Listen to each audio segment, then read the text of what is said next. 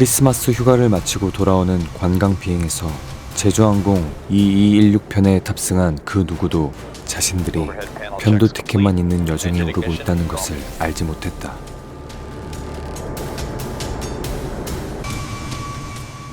새떼가 엔진으로 곧장 돌진했을 때 평화롭던 하늘은 순식간에 지옥으로 변했다.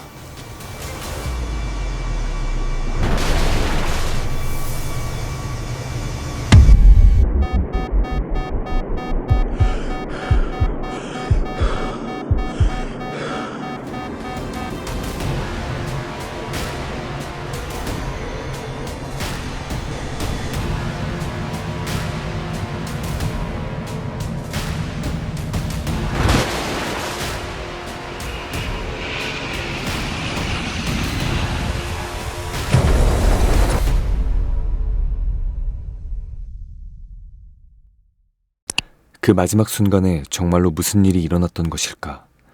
이것이 2024년 가장 참혹한 항공사고에 대한 답이 될 것이다.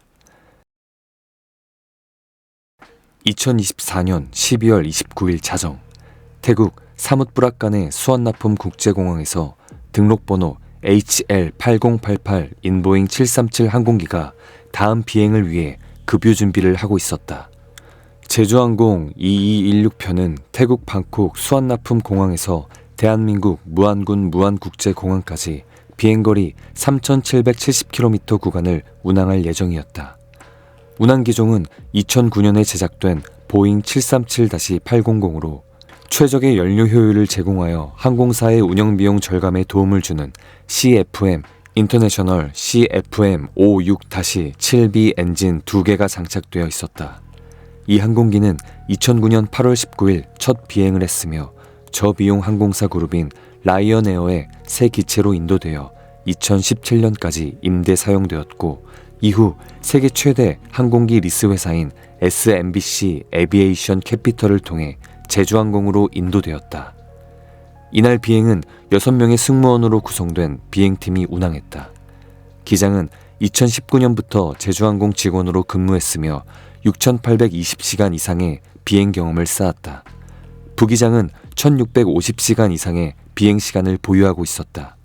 이외에도 객실 승무원 4명이 승객 객실을 담당했다.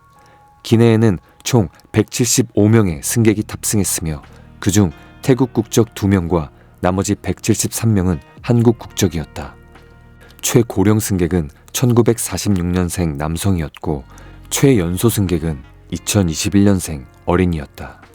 특히 그중 13명의 승객은 현직 및 퇴직한 도 또는 지방 공무원으로 8명은 화순군 공무원이었고 5명은 전남도 교육청 행정직원이었다.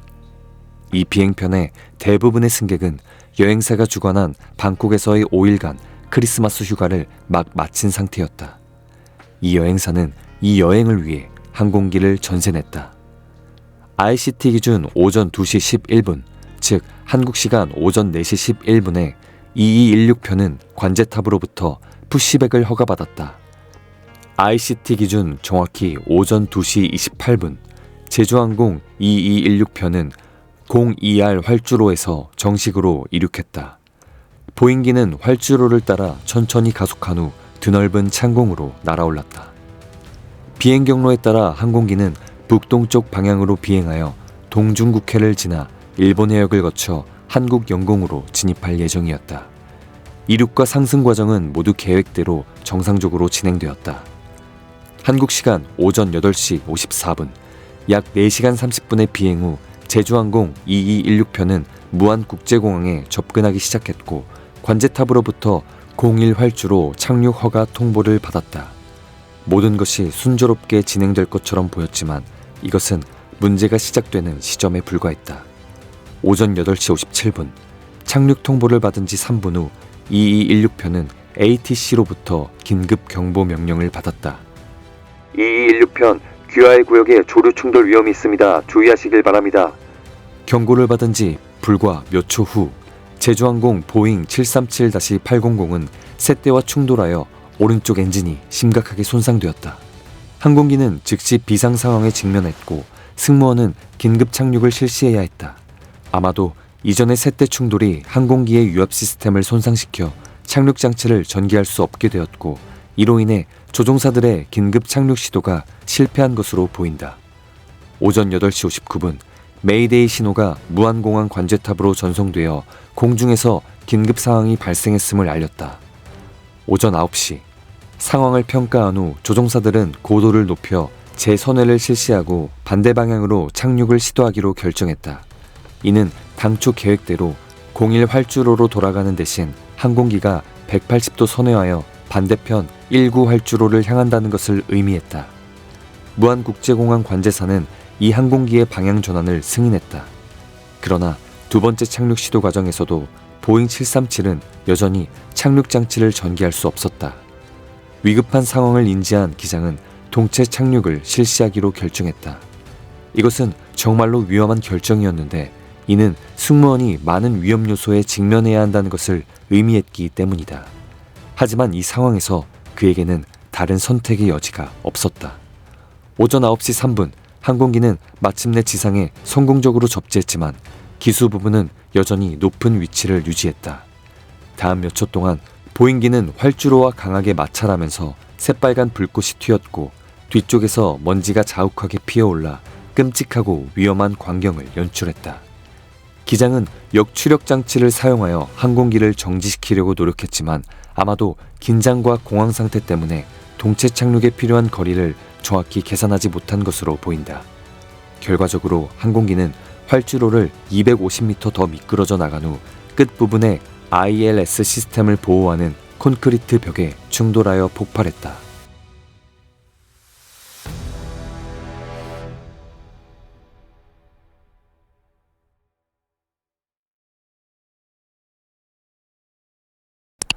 모든 사건은 짧은 순간에 일어났다.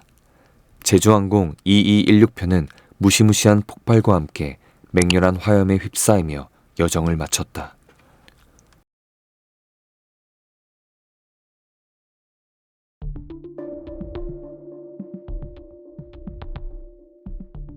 긴급 서비스는 1년에 긴급 전화를 받았다.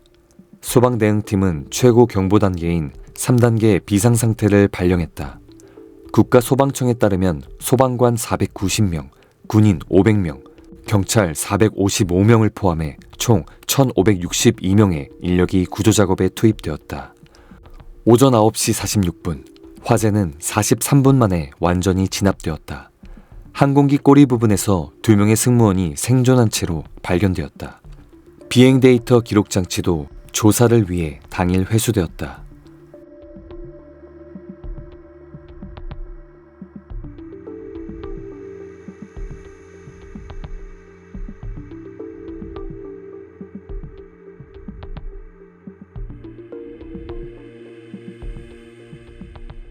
오후 1시 36분, 소방대는 시신 수색 및 수습 작업을 시작했다. 잔해 속에서 발견된 시신을 처리하기 위해 현장에 임시 영안실이 설치되었다. 동시에 희생자 가족들을 맞이하기 위해 공항에 대기실이 마련되었다.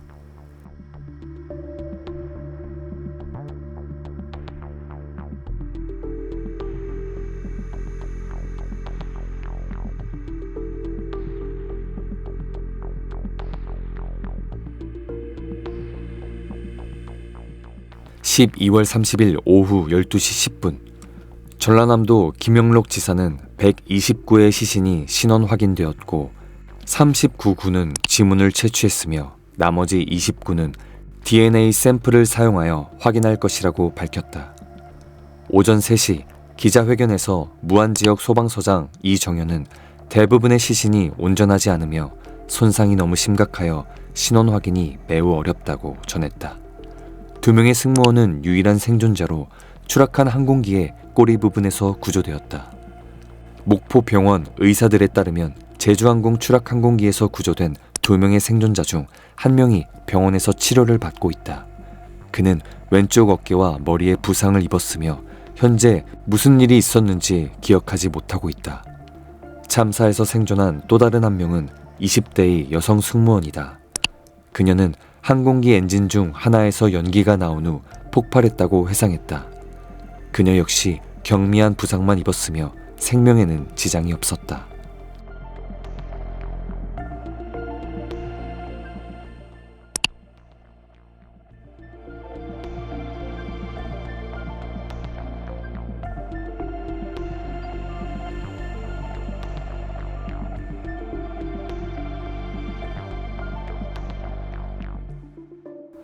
원인 조사와 관련하여 사고 발생 당시 진행 중이던 공사로 인해 무안공항 활주로 길이가 2,800m에서 2,500m로 단축된 상태였다. 그러나 관계자들은 활주로 길이 단축이 사고에 기여했을 가능성을 일축했다. 지역 주민들은 항공기가 충돌하기 전에 항공기 오른쪽 날개에서 불꽃과 화염이 발생하는 것과 함께 폭발음과 금속 마찰음을 들었다고 전했다. 일부 사람들은 새떼가 오른쪽 엔진에 빨려 들어가 화재가 발생한 것을 목격했다고 말했다. 보도에 따르면 무안국제공항 관제탑은 참사 발생 직전 조류 충돌 경보를 발령했다. 한국국토교통부 관계자는 조종사가 비상 상황을 선언하기 전에 항공기가 새와 충돌했다고 통보했다고 밝혔다. 이는 새떼와의 충돌이 착륙장치에 동력을 공급하는 엔진을 손상시켜 항공기가 동체 착륙을 해야 했다는 초기 가설로 이어졌다. 이 문제에 대해 조금 더 설명하자면 무안국제공항은 한국 내 14개 공항 중 조류 충돌률이 0.09%로 가장 높았다. 이번 사고 이전에 2019년부터 무안에서 10건의 조류 충돌 사례가 기록되었다. 또한 공식 규정에 따르면 9시간 이하로 운영되는 단일 활주로에는 최소 4명의 조류 퇴치 인력이 필요하다. 그러나 참사 발생 당시 무안의 4명의 직원 중 1명만 근무하고 있었다. 사건으로 돌아가서 현재까지 정확한 원인은 확인되지 않았지만 새가 엔진에 충돌한 것이 유일한 요인이 아닐 수도 있는 것으로 보인다. 조류 충돌은 여전히 생존 가능한 사고로 간주되며 반드시 이러한 심각한 결과를 초래하지는 않는다. 왜냐하면 보잉 737이나 다른 민간 항공기에는 특히 유압으로 작동되는 착륙장치에 대한 예비장치가 있기 때문이다. 유압 시스템이 고장나더라도 착륙장치는 중력을 이용한 예비 메커니즘을 통해 전개될 수 있다. 기본적으로 착륙장치는 유압 시스템 없이도 펼쳐질 수 있다. 이는 중력의 작용으로 스스로 내려갈 수 있도록 하는 특수 설계로 긴급 상황에서 항공기 착륙의 안전을 보장한다. 게다가 플랩과 스포일러 같은 다른 시스템도 있다. 쉽게 말해서 스포일러는 자동차의 에어브레이크와 비슷하며 착륙 전에 펼쳐져서 항력을 증가시키고 항공기의 감속을 돕는다. 이러한 도구들은 착륙 과정을 제어하는 데 중요한 역할을 하며 이론적으로는 시스템에 문제가 있더라도 항공기의 안전을 보장하기 위해 작동되어야 한다. 또한 3개의 착륙 장치가 모두 고장난 것도 매우 이례적인데 한 엔진이 고장나더라도 두 번째 엔진이 여전히 착륙 장치를 내리는데 필요한 동력을 공급할 수 있기 때문이다. 게다가 사고 영상을 보면 역추력 장치가 한쪽 엔진에서만 사용된 것으로 보인다. 플랩은 착륙 중에 펼쳐지지 않은 것으로 보이며 항공기는 일반적인 착륙 속도보다 빠른 속도로 활주로를 이동했다. 조종사의 성급한 동체 착륙 결정은 객실에 침투한 불꽃과 연기의 영향을 받았을 수 있다. 또 다른 중요한 세부 사항이자 폭발로 이어진 핵심 요인으로 볼 수 있는 것은 활주로 끝 근처에 콘크리트 방벽이 존재했다는 점이다. 이 구조물은 어떤 항공기에도 위험을 초래할 수 있기 때문에 존재해서는 안 되는 것이었으며 2216편이 바로 이것을 만났다. 구체적으로 언급된 방벽은 활주로 끝에서 약 250m 떨어진 곳에 위치한 흙으로 덮인 콘크리트 구조물로 착륙 시 항공기 유도를 돕는 항법 장치를 지지하는 역할을 했다. 이 구조물과 항법 장비를 합친 총 높이는 4m였다. 공항 관계자들은 활주로 끝의 경사진 지형으로 인해 장비가 정상적으로 작동하도록 활주로와 같은 높이로 항법 장비를 유지하기 위해 방벽을 포함한 흙더미를 높였다고 밝혔다. 이러한 높이의 항법 방비를 배치하기 위해 흙더미를 사용하는 것은 완전히 불합리하고 위험을 초래했다. 항법 장비가 더 평평한 위치에 설치되었다면 항공기는 단순히 그 위를 지나 멈췄을 것이다.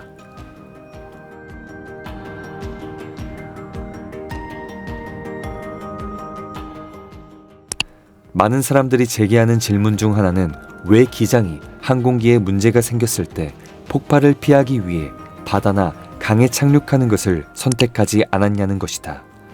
이 사건을 지켜본 후 많은 사람들이 2009년 설리 기장이 조류 충돌로 인해 문제가 생긴 US 에어웨이즈 항공기를 허드슨 강에 성공적으로 비상 착륙시킨 실화를 떠올릴 것이다. 그러나 실제로 가장 가까운 공항, 이 경우 무안 국제공항에 착륙하는 것이 더 안전한 선택이다. 공항은 사고 발생 시 의료구조 서비스와 신속한 지원을 제공한다. 바다에 착륙하는 것은 신속한 구조를 보장하지 못할 뿐만 아니라 명확한 랜드마크 부족, 강한 파도와 바람으로 인한 불안정한 해양 환경, 그리고 제한된 구조 접근성 때문에 추가적인 위험을 초래할 수 있다. 긴급 상황에서 승무원은 항상 신속한 구조 및 지원 조건이 있는 가장 가까운 공항에 착륙하는 것을 우선시하도록 훈련받는다. 바다에 착륙하는 것은 다른 선택의 여지가 없는 경우에만 최후의 수단이다. 항공기 추락 참사가 발생한 후 제주항공 전직 직원으로 알려진 일부 사람들의 경고 게시물이 다시 주목받았다.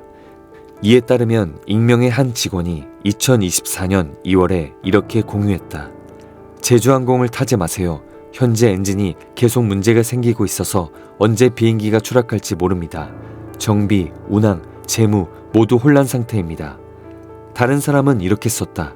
현재 직원들은 이 항공사가 정비 비용을 절감하기 때문에 다른 항공사로 옮기려는 경향이 있습니다. 엔진이 단 1년 사이에 공중에서 4번이나 멈췄습니다. 이것은 전체 운영 역사에서 드물게 발생하는 심각한 사고 유형입니다. 뿐만 아니라 게시물 뒤에서 정비 기술자가 가혹한 근무 조건에 대해 불만을 토로했다. 우리는 가장 위험한 항공기로 작업하고 있습니다. 정비 기술자는 13시간에서 14시간 일해야 하며 때로는 식사 시간이 약 20분밖에 없습니다. 업무량이 다른 항공사들에 비해 훨씬 많습니다.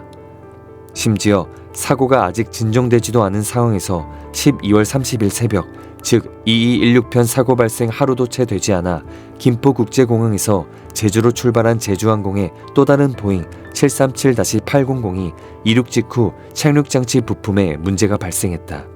승무원은 착륙장치 문제로 인한 기계적 결함을 161명의 승객에게 통보한 후 항공기를 김포공항으로 회항시키기로 결정했다. 2014년 세월호 침몰 사고와 2022년 이태원 압사 참사에 이어 이것은 한국에게 다시 한번 가슴 아픈 사건이라고 할 수 있다. 정부는 무안을 특별 재난지역으로 선포하고 희생자들을 추모하기 위해 일주일간 국가 애도 기간을 선포했다. 소셜미디어 카카오톡에서 한 승객이 마지막 순간에 어머니에게 보낸 것으로 알려진 스크린샷 메시지가 확산되고 있다.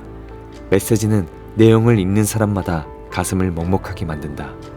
엄마, 가족에게 전화하래. 비행기가 새와 부딪혀서 더 이상 착륙할 수 없대. 엄마가 전화를 안 받아서 여기에 메시지 남겨. 엄마 정말 많이 사랑해.